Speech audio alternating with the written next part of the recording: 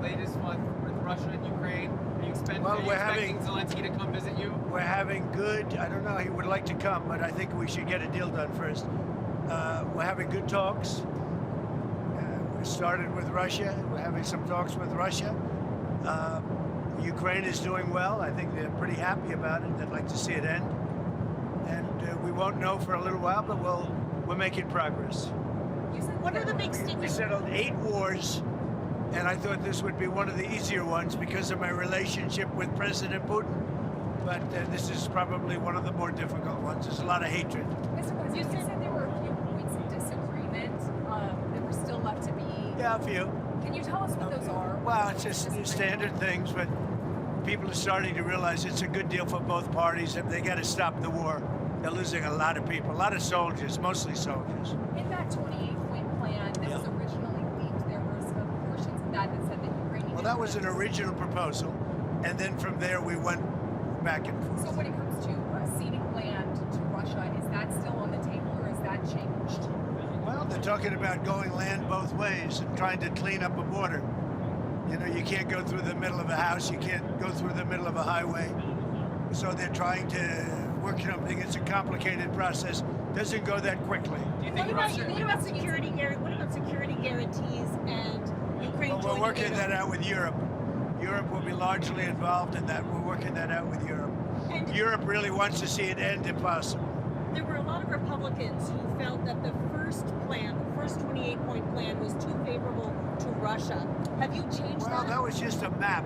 All that was is a map. That was not a plan. It was a concept. And from there, they've taken each one of the 28 points, and then you get down to 22 points. A lot of them were solved, and actually very favorably solved. So we'll see what happens. Do you think that Ukraine was being asked to give too much land back to Russia? I know at one point you said they shouldn't have to give any back. It's really up. Look, the way it's going, if you look, it's just moving in one direction. So eventually, that's land that over the next couple of months might be gotten by Russia anyway. So do you want to fight and lose another 50, 60,000 people? Or do you want to do something now? In some cases, the land is going in the other direction. So they're negotiating, they're trying to get it done. You want to have a border? You can't have a border that goes through a highway or a border that goes through the middle of a town. So that doesn't work. So it's a long, complicated process, and very sad because so many people are being killed. What's the next step? They're going to keep talking. They're talking to Russia now.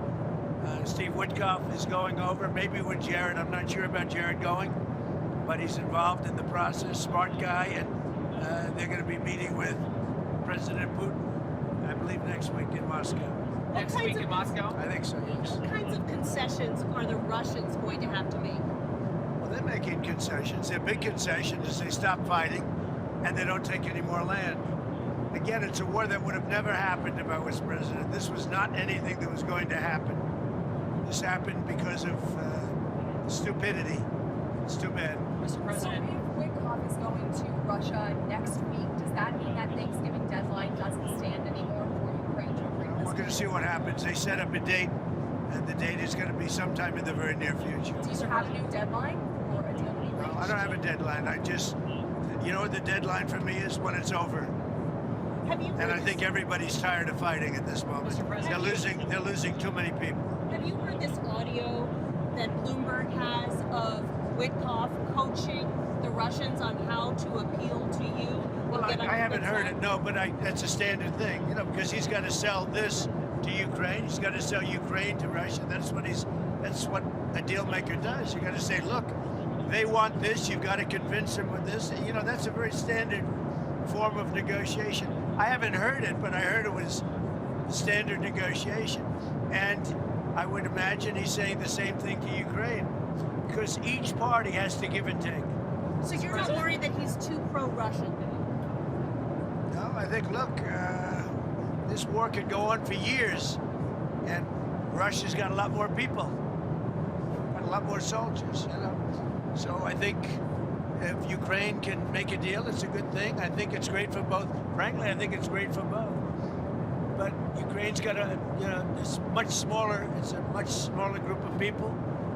They've lost a lot of people. Russia's lost a lot of people, but Russia has a much bigger pool of people.